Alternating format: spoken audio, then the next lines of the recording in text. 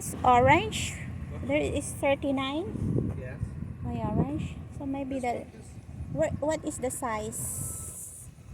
This is 30. But see, this is very short. This is 30. 30.99. So this is the It's size. 16. Yeah, but see how short it is? This is the size. See short? Yes, short. And Yeah. this one is lot of Small hole. holes. That's why it's more expensive. And then this is the one you're getting. Yeah. Where's the 27? It's gone. Hello, They raised the it's price. gone. The price go up. 29 now.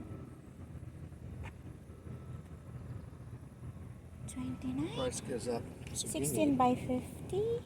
Yeah. So you need 8. Yes. I think this is not the one. Orange. They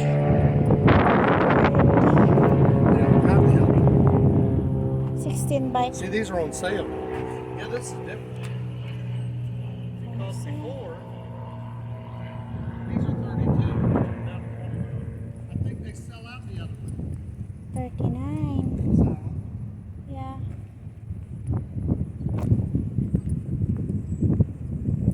This is 26 by 99. So this is like the size before. This is 26 by... So this is the size. Under the size. That's what happened. They sold out the other one. It's gone? They sold the other ones out. No more? So you have to get this one. Yeah, but it's wider. No, it's not. It's the exact same. It's just thicker. Huh? The steel here is a little bit thicker. So hey guys, today what we're going to be doing is making a cattle panel trellis. So basically for each cattle panel, we have 8, but we're only using 2 today. We're going to need 4 of these fence posts. We got the 6-foot fence posts right here. We'll pound them in the ground about a foot, foot and a half deep, because the fence is about 50 inches tall, which is just over 4 feet. So we'll try to get them roughly the same height.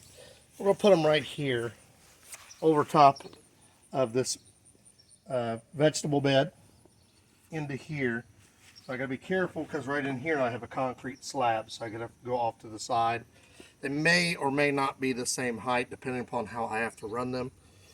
This is what you're supposed to use. This is a 100 pack.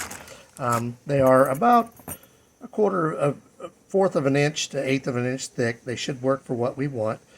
What I'm doing here is I'm trying to line this post with the very end of this vegetable bed, because this one will go on the inside, this one will go on the outside, and you'll notice I have the ridges to this on the inside because we have fence ties that will lock this onto the fence.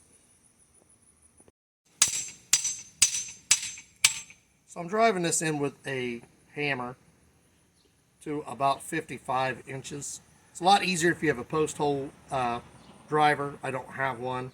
I'm not going to buy one just for a few posts, so I'm using a hammer. Now I've straightened these across as close as I can by eye. I didn't get too fancy with it. Drove them in to the exact same depth. I used a tape measure. So we'll put the cattle panel here, slide it across. We're actually going to use this as part of the brace, maybe. I don't know if it'll work because this is twisted. If not, I'll have to take this off.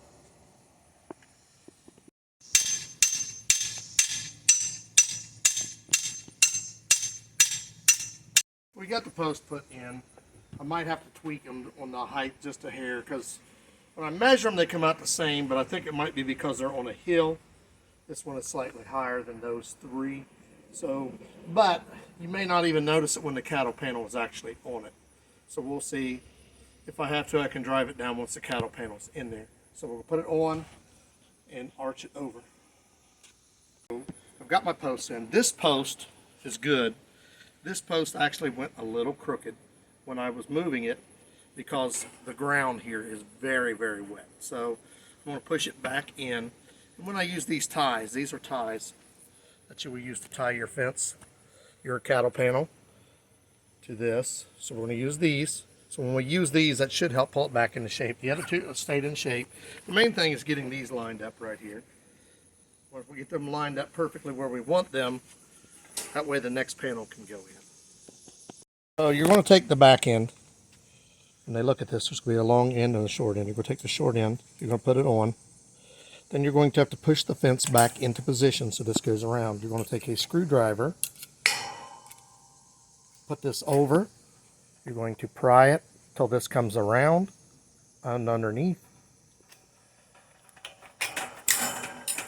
And then it should go back under like this. And then you pry it back up. And just like that, your fence is now tied. On this last part, this sticking up, if you don't like that, you can just take a pair of pliers and squeeze it in. But the main part is making sure that this is wrapped around like that to make sure it's tight against the fence post. Last part of this is we're going to take this and we want to make sure this edge is not pointing out so that it snags anybody.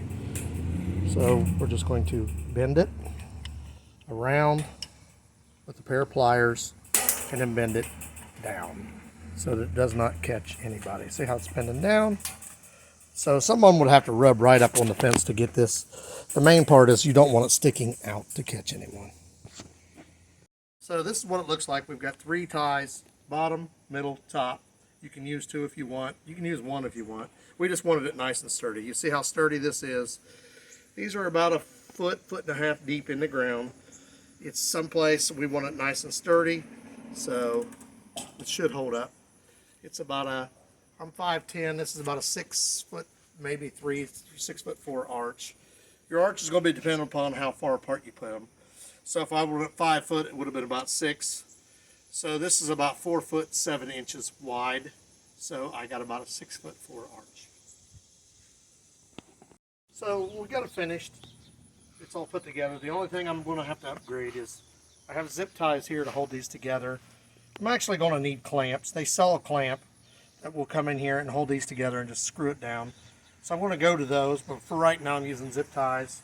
We've already started intertwining our sweet potatoes into the trellis so they'll start climbing. You see, that's what this was all for, to get our vegetables to start climbing.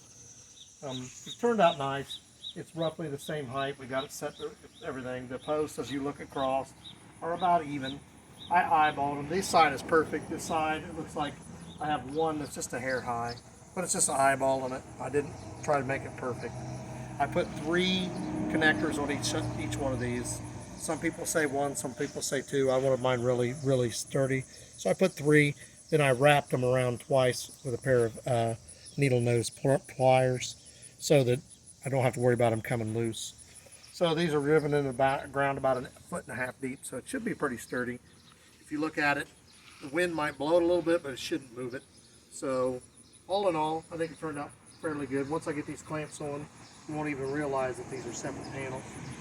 And the only thing other than that, I'm going to have to build me a gate, but this is how you make a trellis out of a